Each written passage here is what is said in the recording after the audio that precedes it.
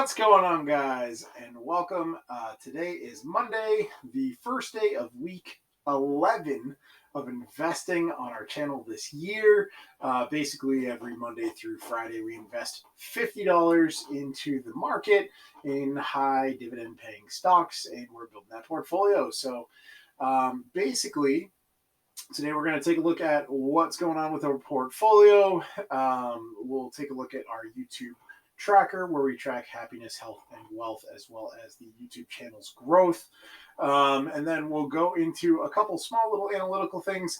As always, I am not a wealth manager, credit counselor, or financial advisor. I'm just a dude in a triangle-shaped room ranting to keep myself motivated, and hopefully maybe some motivation rubs off on you. But let's dive into the YouTube channel tracker and let's see what we got going on. All right, well, it's sun's out, guns out, because I'm going to Florida in a couple weeks. So I just felt like throwing on these old school sunglasses, but we're not going to be doing that this video. So here we have our tracker. As I said, today is Monday, which is March 13th of 2023. My weight still the same. I'm at 286.4 for a total weight loss on the year of 12.3 pounds. Our current investing balance in this portfolio is $2,796.52. So good to see a little bit of a bounce back there from the chaos that ensued the other day. Our total dividends earned were at $10.73, which is actually really good considering we just started this thing a couple months ago. Our total growth in our portfolio, well, it's down $217.87. We'll take a look at that. YouTube income, we've made $100 off of people signing up for Sofi. That is where this portfolio is held. If you guys want to get into Sofi, there's a link down in the description. Currently, at the time of recording, they are giving $25 to people who sign up a new account and deposit at least $10. So you get $25 of free stock. It's actually a pretty solid deal. If you want to get into investing and you have $10, that's an offer they have. Links in the description. Total subscribers. So a little bit of subscriber growth. We're at 1,684 subscribers. And our total views, we didn't really do much, so we didn't really get much. Over the weekend, we are now at 166,723 total views. Again, didn't really post anything this weekend, so that's on me. Thank you guys, though, for the new subscribers and the people watching the videos. I will say total watch hours did take a decent jump considering not that many views. We are at 3,467.6 total watch hours. For those new to the channel or watching the tracker, the reason why that matters is because once I hit 4,000 total watch hours, I will be able to monetize this channel through YouTube and finally get paid for doing all this stuff.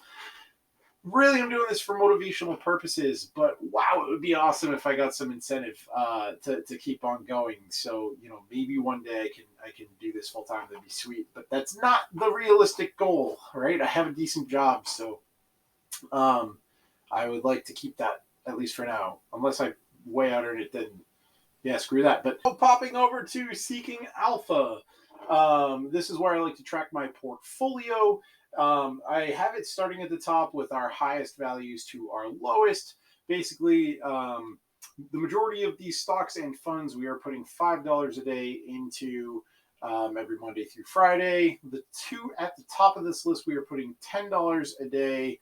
And that's pretty much that. So starting up here, we have Realty Income Corporation. Pretty much close to even. We have $488.50 in there right now. I'm glad that this is really holding true to its typical stability. That's a lot of people look at that as a flaw. I look at that as a gift. The dividend is great, so I will take my money from the dividend yield. And speaking of that, they are paying us a dividend on March 15th. So Wednesday, we should get a payout from that, and that should not only bump up our position on how much money we have in there, but also how many shares. They do pay every month at Realty Income Corporation, so I like that a lot. But coming down here, we have SCHD. This is Charles Schwab, right?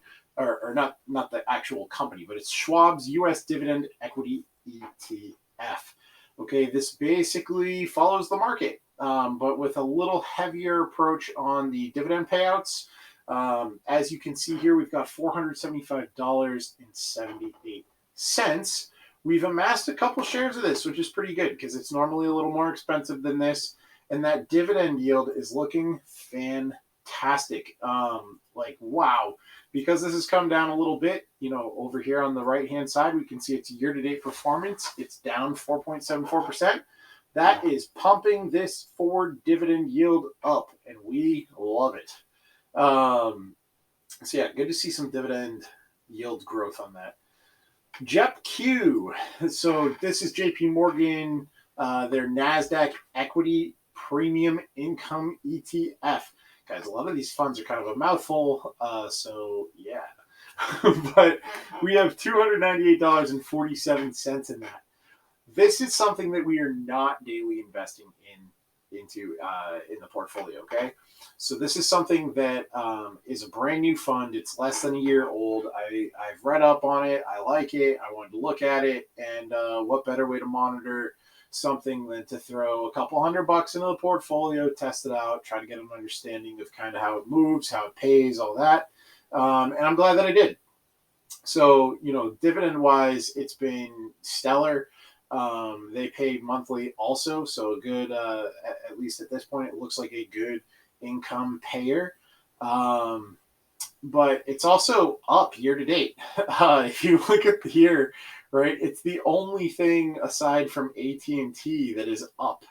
Everything else is down, and a lot is significantly down. But yeah, it's JEPQ is up. So I'm glad I have it in here. I'm glad I'm watching it. We'll probably add some more money to this, but we'll figure that out. Pepsi. All right, so Pepsi has been my knight in shining armor. Okay, we have $254.46, which is 1.46 shares. As you can see here, this is something that we're putting $5 a day to instead of 10, and proportionately, it is doing the best. If we had been putting $10 into this, we would be outperforming Realty Income Corporation up at the top. So Pepsi, keep doing your thing.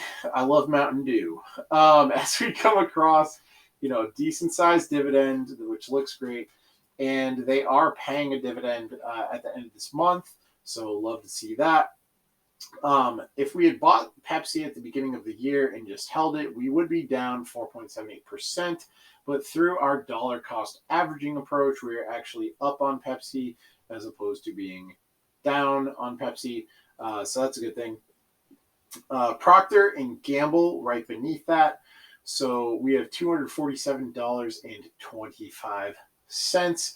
Again, this is one that if we were putting $10 a day in, we would actually also still be outperforming Realty Income Corporation. Right here. Sorry, 1.79 shares. As we come across, dividend yield is very similar to Pepsi right now, just because of the movement of these guys. Pepsi's been kind of up on the rise. Procter and Gamble's on the decline a little bit. So their dividends are about the same, which is awesome. Even though Procter and Gamble is down 9.48% this year, our dollar cost averaging approach is helping us quite a bit. JEPI.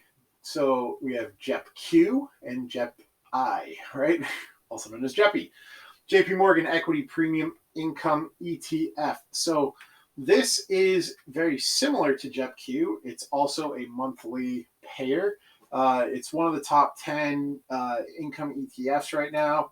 I think it was actually one of the top 10 ETFs right now, which is not typical, but I guess people are just afraid of the stock market and pumping money into income payers, which I guess kind of makes sense. But this, performing pretty well. We have 4.72 shares. The forward dividend yield looking great. Again, I love getting paid to hold a stock. That's always a good thing. We had a little bit of a payout from this and JEPQ at the beginning of the month. That's why we had that big pump up in how many dividends we've been paid. But yeah, so they're holding tight. A new thing, right? They're 2 years old, so more stable people talk about this one more than JetQ, but it's still pretty new. AT&T, which I'm so glad I didn't say T-Mobile because I say that every other video. AT&T holding in strong. This has been kind of up and down this whole time. We've seen some pretty high prices and some pretty low prices on this, but again, dollar cost averaging helps us out with that. So we're at 13.26 shares. We're definitely a bigger holder on this position just because of the price point and buying it every day. But that dividend is now up to 6.02%. So that's a pretty hefty dividend payout on AT&T. AT&T stock jumped up, which lowered the dividend yield.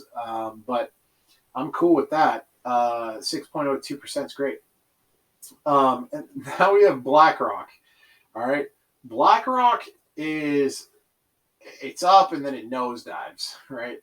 Which I think this is probably in relation to all the turmoil in the news with like banks closing and stuff. I never thought that we'd have to live through like the movie It's a Wonderful Life, but I'm holding on to Zuzu's pedals and hiding from the bank. It's just crazy. The banks are shutting down and whatever. So hopefully it's not that big a deal. We can continue to invest. I don't have more than $250,000 put into a bank account. So, I'm at least FDIC insured. So nothing really for me to worry about. I just feel bad for the people with, a couple $100 million in the bank. That is not a good day. But yeah, for us normal folk, just slowly investing $50 a day, I guess we're good. Knock on wood. So BlackRock, their dividends up to 3.15% now. Their stock, if we look over here on the right, is down 10.39% year to date. So where we see the stock coming down, we see this dividend going up as a percentage wise, right? And they are paying out the dividend. This won't come this week, but it'll come next week. All right, so we'll get a chunk of BlackRock next week, which is cool. And then we have MPW, Medical Properties Trust. This has been all over the news, guys. And yeah, it is very much down. Considering I have put the same amount, so I have $186 of MPW. I have put the same amount into that as I have into Pepsi. All right. Very different results. Very, very different. Now, there's a couple things here. Then we're going to dive into MPW a little bit. So we have 21.41 shares. The stocks come way down. It's been very easy for us to buy a lot of shares very quickly. Right now, every two days, we buy 1.5 shares. So that's pretty cool. Our forward dividend yield is now cranked all the way up to 13.2% because they're still paying the dividend. It's just the stock is pretty cheap. So that's kind of what we're looking at there. On Wednesday, they'll be taking the snapshot for their dividend to see how much they're going to pay us out next month. So we already know they're going to pay 29 cents per share, and they're going to see how many shares we have on March 15th to figure out their payouts, and they're going to pay us out on April 13th, so 1 month later. Again, we are 21% down this year to date. They do have 10 years of consistent dividend growth, though, so that's a good sign through tough times. Hopefully they can keep it up. I think they possibly can, and we'll take a look at why. Just with some basic stuff, but I know not everyone's going to watch my videos on MPW, but I can throw a little tidbit in here. And then lastly, we have NASDAQ. This is something that's been sitting in the portfolio. The whole time I've been bagging on NASDAQ, like I don't want it. It just keeps dropping and dropping, and I'm like, oof, I guess it wasn't really worth it to get that dividend payment, eh? But so we're at a 1.52% dividend. That used to be like 1.1. they're going to pay out their dividend at the end of the month based on what we have on Thursday. So they'll take their snapshot. Then I really wish I did put that into JEPQ, but at this point we're just gonna ride it out and then get paid our dividend and then put it on to JEPQ, which is so stupid. But anywho, so that's pretty much what's going on with the portfolio. I want to jump over to Medical Properties Trust, okay, or MPW, because look at this chart. This whole thing's ridiculous. So in 1 year, it's down 56.53%, right? If we look at January, like 23rd, right, middle of January, we were buying this at $13.78, right? It is now at $8.69. That's what I would like to call a bad hit. So while we are sitting here consistently taking an L, I still consistently buy it, right? Pick a position that you're interested in seeing long term and ride it out as long as you can afford to, and you still see value. Not that I'm a wealth manager, credit counselor, or financial advisor. I am 50-50, probably wrong on this, but I'll show you why, or a couple things that I like. And some of it is just right here. So first, forward dividend yield, 13.2%. I mean, that means that if I put $100 into this stock, it should yield me $13.20 profit. And that is ridiculous. I love that. So that's just incredible. Short interest, it's shorted 18.79% now. So that is a lot of people putting a lot of money to say that this thing is going to go down. Okay. They want this thing to tank. So yeah, I think there's potential here for a rally of retailers or big time investors to play against that short interest and potentially squeeze the stock. I don't know. We'll see. I'm not calling for a pump and dump. I'm just a guy, and I just know that can happen. So I'm not suggesting that we all buy this and pump and dump and fight the hedgies, you diamond handers out there. Hats off to you, by the way. But I'm just saying that there's a potential that something like that could eventually happen if we get some good news. I also want to take a look at the profitability.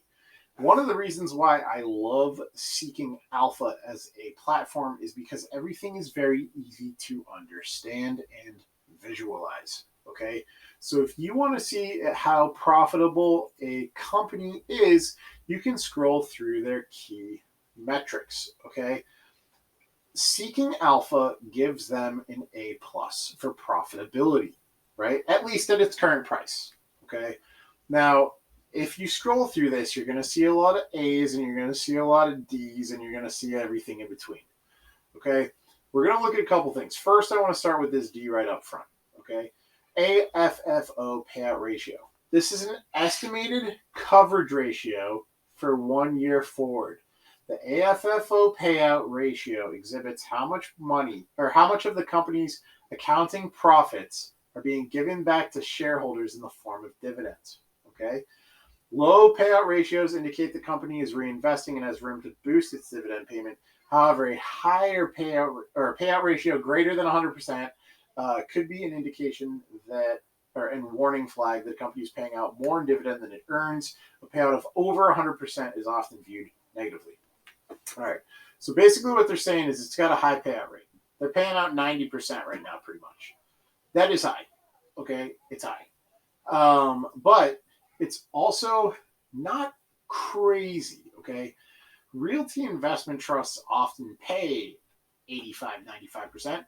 In fact, the sector median is 75.72%. So yes, is it high? Absolutely. Is it concerningly high? Some say yes, some say no. I mean, they give it a D for a reason, but part of that's in just the sector that it's in. But I want to come down here because I care about the dividend and I care about the actual cash flow and all that. Like how able is this business to survive and pay me, right? I care about getting paid as a shareholder. So if I go to cash from operations, okay, Operating cash is the amount of cash earned from a business's activities. It's a subtotal line item and calculated by the company's net income, blah, blah, blah. All right. They're going to them an A with $739 million. All right. That's a good amount of money. 739 trailing 12 months is really pretty solid. And then dividend payout ratio. The company's dividend payout ratio gives investors an idea of how much money it returns to its shareholders compared to how much it keeps on hand to reinvest in growth, pay off debt, or add cash reserves. The dividend payout ratio can be taken or calculated by taking the trailing 12-month dividend per share and dividing it by its earnings per share. Okay? And they're at an 87.32%. They're doing a lot better than everybody else, right? The median is 140. It seems pretty good. Dividend yield to dividend payout ratio. Dividend yield compares the amount of dividend paid to the share price of a company's stock. The dividend payout ratio, right? It's clearly very high. It's ridiculously high. Based on the price of the stock and what they're paying, it's outrageous. So that's obviously going to be an A plus. You can't be paying 13, 14% dividends and not getting A plus. It's crazy. No, we don't really need that. But and then you have like your margins and stuff. Like it just looks pretty good.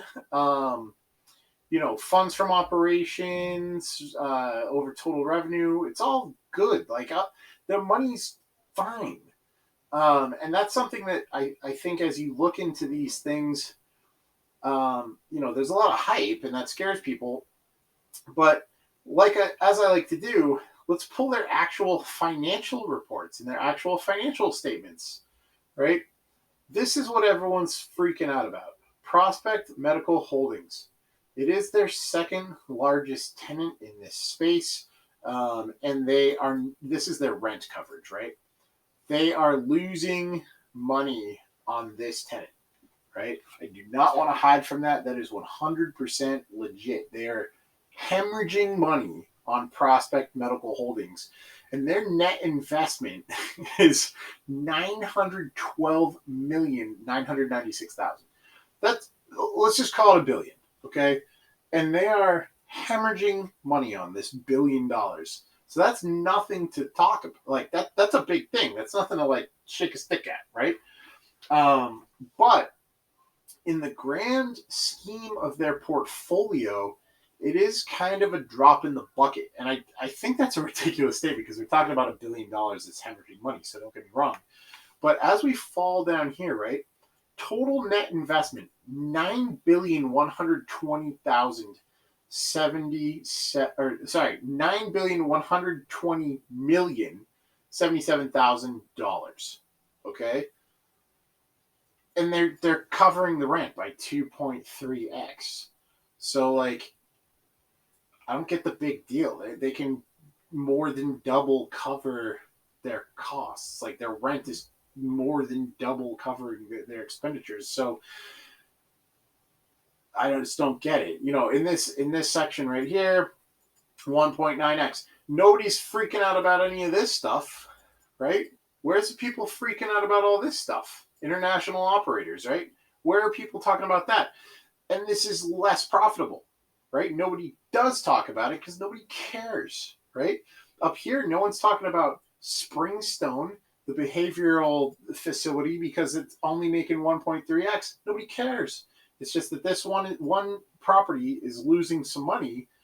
The entire company's bad? I don't think so. Doesn't make sense to me.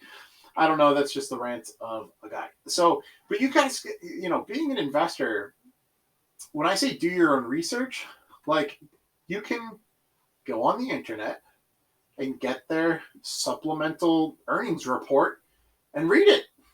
So I suggest if you would like to do that, do it. It's pretty easy. Look at these people. I don't know who they are, but they're the people. So like that is something though that you can do. All right. So what do I expect for this week? Honestly, I have no idea what's going to happen. This is a crazy time to be investing. It looks ridiculous. Everything is outrageous. I think it's going to be fun to go back in 2 years and watch this whole thing and how this all happens because, like, who knows what's going on?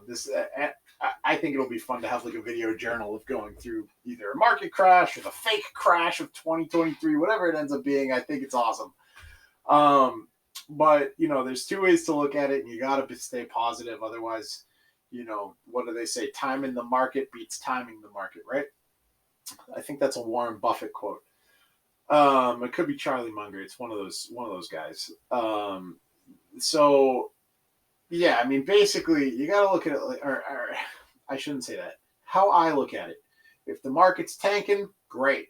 I'm buying the dip every day. And if the market starts coming up again, well, I wouldn't be mad seeing some gains on my portfolio. I wouldn't be mad. But, realistically, I do kind of expect it to keep going down. I mean, we can't have days where banks are dropping off like flies and Charles Schwab dropped by whatever it was, like 40% in 2 days or something ridiculous like that. Like, that's crazy, guys. That's the market's got to keep going down. I think. I don't really know though. Again, it could skyrocket up tomorrow, and I'd be like, oh, well, that makes sense. So I'm just kind of enjoying it, not having like a target goal in mind or a certain price that I'm trying to hit, or I'm not saying I got to invest to $1 million or anything like that, or I'm not saying I got to retire and make $1,000 this week off my investments or anything of that nature. So, I think that it's kind of fun. I'm just riding the roller coaster, buying stocks and enjoying it, seeing what's going to happen. And I believe in the companies that I'm buying. So, hopefully nothing bad happens with NPW. I don't think I can take any more heartache on that, but that's okay. So we'll keep kind of doing what we're doing there. And, just riding that wave is crazy. It's funny because I made some videos and people are like, you must be getting paid to promote MPW. This is a scam. I'm like, no, I just think it's dropping for no reason. I mean, there's a reason it's going down a lot. Don't get me wrong. Like, I understand the fear, right? But, buy when others are fearful, sell when others are greedy. Again, kind of like these old sayings in investing, they come from successful people usually. So if everyone wants to panic sell off their stuff on a company that's more than double covering their expenses on their rental properties, then do it. I'll buy it for $8. Sounds good to me. But anywho, with that, I wish you happiness, health, and wealth. Roll the outro.